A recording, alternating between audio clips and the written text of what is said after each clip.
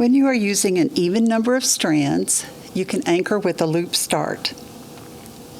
I'm using floss, and I'm going to stitch with 4 strands of floss.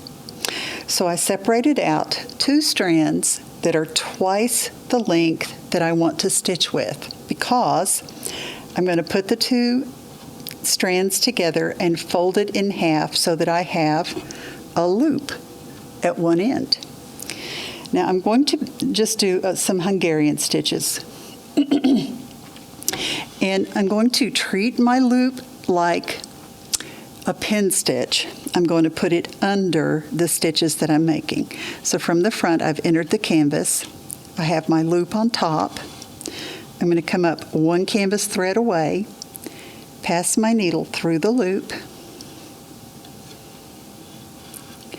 tighten it up, and then either where I brought the needle up or where to begin or at the other end, it doesn't matter. I'm going to enter the canvas again and tug the loop to the back. I do not want my loop to be at the beginning of a stitch or the ending of a stitch if I can help it.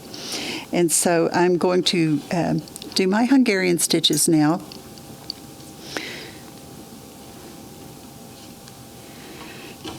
I'm stitching right beside where my loop was. This is the long stitch of my Hungarian, and it's going to cover up the loop. This makes a nice flat anchor that's not going to make a bump under my stitches. And it's an excellent way to anchor thread when you're stitching with an even number of strands. 2, 4, 6, even 8, although I've not stitched with 8 strands. But if you have a project that calls for it, you can anchor with a loop start.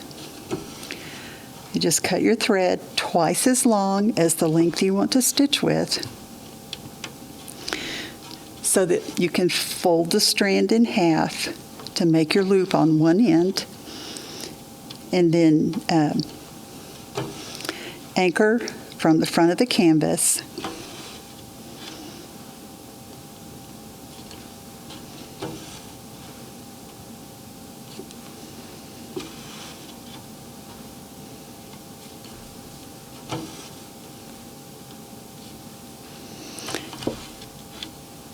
It's a very secure anchor, and it's very neat, and you don't run the risk of disturbing the threads of stitches that you've already made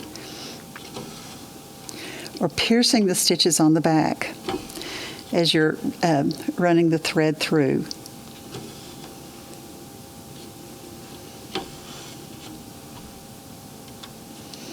And you can see that my little loop is completely covered up. I would caution you when you want to do a loop start, do not make your loop over more than 1 canvas thread.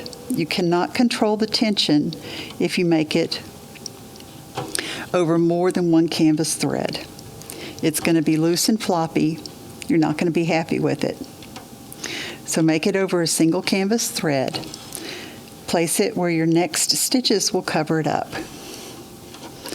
Now, let's just think about this section of Hungarian that I'm doing. Let's say I'm going to cover quite a bit of the canvas with this particular stitch and this particular thread. So I can end off with a pin stitch.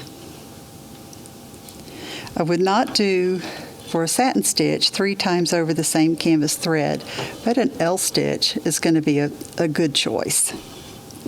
And I know that I'm going to be covering this up with the next stitches that I'm going to be making. And so I can end off my thread with a pin stitch. Didn't have to turn my canvas over. And I can just rethread and keep going. Now, one thing to keep in mind, it's fine to place an ending pin stitch where you know it's going to be covered up by subsequent stitches. You could even put it out in the margin outside of the design area, so long as your thread carry is not going to show through the canvas. You can also end with a pin stitch. Let's say you're going to be doing several Jessicas. You could end with a pin stitch in an area of empty canvas that you know for sure by looking at your main graph will be covered by subsequent stitches. And if you're more comfortable with that, that works just fine. So that's alternatives to running the thread on the back of the canvas through your stitches that are already in place, to anchor with pin stitches, to use a loop start.